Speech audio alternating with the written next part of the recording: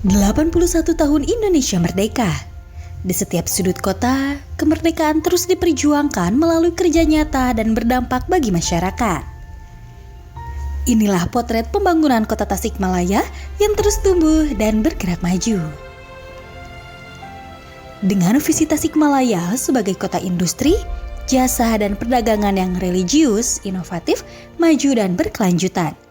Pembangunan dijalankan melalui 5 misi dan 7 program prioritas. Berbagai capaian makro kota Tasikmalaya di tahun 2025 menjadi bukti nyata kemajuan tersebut. Indeks pembangunan manusia mencapai 76,59 poin, naik dari 76,03 di tahun sebelumnya. Melampaui target daerah sekaligus berada di atas rata-rata Provinsi Jawa Barat. Di balik angka IPM tersebut, ada cerita tentang anak-anak yang makin lama mengenyam pendidikan dengan rata-rata lama sekolah 9,64 tahun dan harapan lama sekolah tembus 13,51 tahun. Warga pun hidup lebih sehat, ditunjukkan dengan usia harapan hidup yang mencapai 75,66 tahun. Di saat yang sama, daya beli masyarakat terus tumbuh dengan pengeluaran per kapita mencapai 11,8 juta rupiah per tahun. Roda ekonomi kota Tasikmalaya terus berputar pesat. Pertumbuhan ekonomi tahun 2025 tercatat 5,39%, melebihi capaian pertumbuhan ekonomi Provinsi Jawa Barat. Produk domestik regional bruto kota ini kini mencapai 31,99 triliun rupiah dengan PDRB per kapita sebesar 42,13 juta rupiah, di mana keduanya berhasil melampaui target. Di tengah dinamika ekonomi nasional, inflasi pun berhasil dijaga tetap terkendali di angka 2,67%. Pembangunan bukan hanya soal pertumbuhan angka, tetapi juga tentang pemerataan kesejahteraan. Tingkat kemiskinan ekstrim berhasil ditekan hingga angka 0,46%, lebih rendah dari rata-rata Jawa Barat yang sebesar 0,48%. Tingkat pengangguran terbuka membaik, turun ke angka 6,43%. Sementara itu, indeks Gini tercatat 0,355 poin, membuktikan bahwa ketimpangan ekonomi dapat terjaga sesuai target. Bukan hanya itu, di tahun 2026 kota Tasikmalaya pun terus tumbuh dan bergerak dengan berbagai capaian pembangunan, mulai sektor kesehatan, pendidikan, ekonomi, pelayanan publik, infrastruktur hingga lingkungan. Pembangunan yang terus diarahkan untuk menghadirkan manfaat nyata bagi masyarakat. Keberhasilan indikator makro ini diperkuat oleh pelaksanaan program-program prioritas nasional dan daerah. Pertama, pemenuhan kebutuhan dasar. Program makanan bergizi gratis telah didukung 141 SPPG, menjangkau 246.212 penerima manfaat, dan melibatkan 5.528 relawan.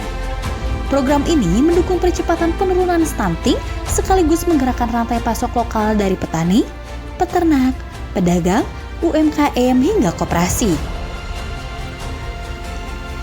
Di bidang kesehatan, program cek kesehatan gratis hingga Agustus 2026 telah melayani 282.491 jiwa atau mencapai 92,89% melampaui target nasional.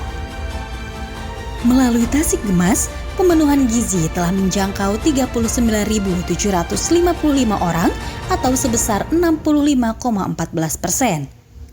Jaminan kesehatan bagi masyarakat kurang mampu telah menjangkau 90.554 orang atau sebesar 87,28% dari target 103.750 orang. Serta pembinaan perilaku hidup bersih dan sehat kepada 20.030 sasaran. Kualitas pelayanan medis terus diperkuat dengan ketersediaan 16 set reagen sanitarian kit dan 9.150 cartridge tes cepat molekuler.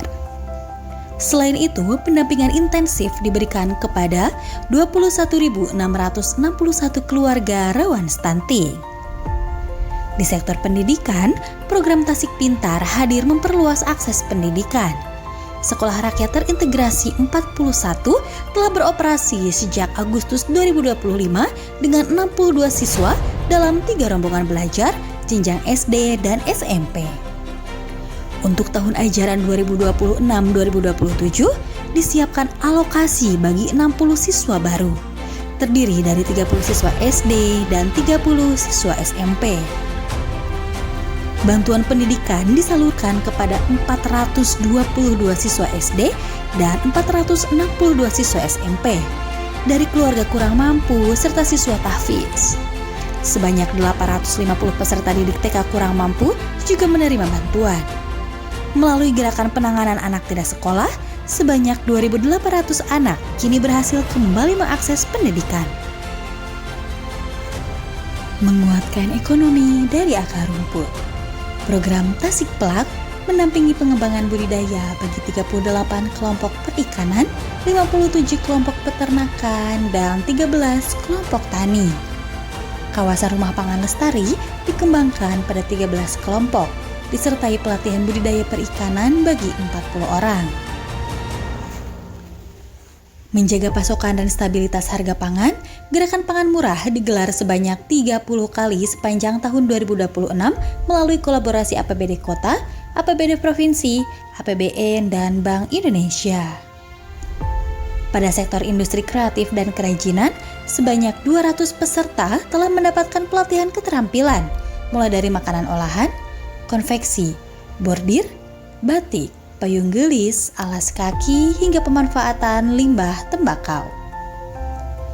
Penguatan kelembagaan ekonomi warga dilakukan melalui pembentukan badan hukum koperasi di seluruh 69 kelurahan. Sebanyak 64 koperasi telah melaksanakan rapat anggota tahunan, dan 12 KDKMP kini telah resmi terbangun. Pembangunan karakter spiritual dihadirkan melalui Tasik Religius. Program Ohan Hafiz batch pertama sukses diikuti 44 peserta dengan beberapa di antaranya telah mengkhatamkan 30 juz. Melalui Tasik Melayani, tata kelola pemerintahan semakin dekat dan responsif. Penguatan layanan publik diwujudkan melalui mall pelayanan publik, digitalisasi perizinan, span lapor, hingga layanan darurat gerak cepat 112. Kemudahan transaksi digital dihadirkan lewat inovasi IPBB berbasis Android. Masyarakat kini dapat mengakses SPPT digital, mengecek tagihan dan riwayat pembayaran, hingga membayar PBB secara transparan melalui kris dan virtual account. Infrastruktur wilayah diperkuat melalui Tasik Nyaman. Telah dibangun 14 unit sarana air minum, 8 unit sarana air limbah untuk 90 rumah tangga, serta pembangunan dan rehabilitasi drainase lingkungan sepanjang 1.730 meter. Aksesibilitas dan mobilitas warga terus ditingkatkan melalui pemeliharaan jalan kota sepanjang 18 km, rekonstruksi jalan sepanjang 1,5 km, serta pembangunan dan peningkatan jalan lingkungan sepanjang 25,43 km.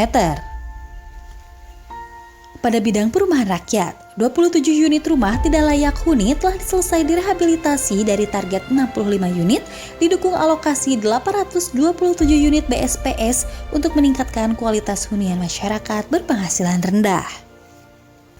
Melalui Tasik Resik, pengelolaan lingkungan hidup dilakukan secara berkelanjutan.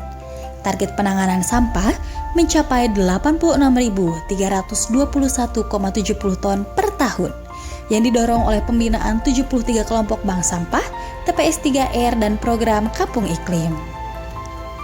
Sebanyak 42 lokasi ruang terbuka hijau, taman, TPU, dan kawasan bukit dirawat secara berkala.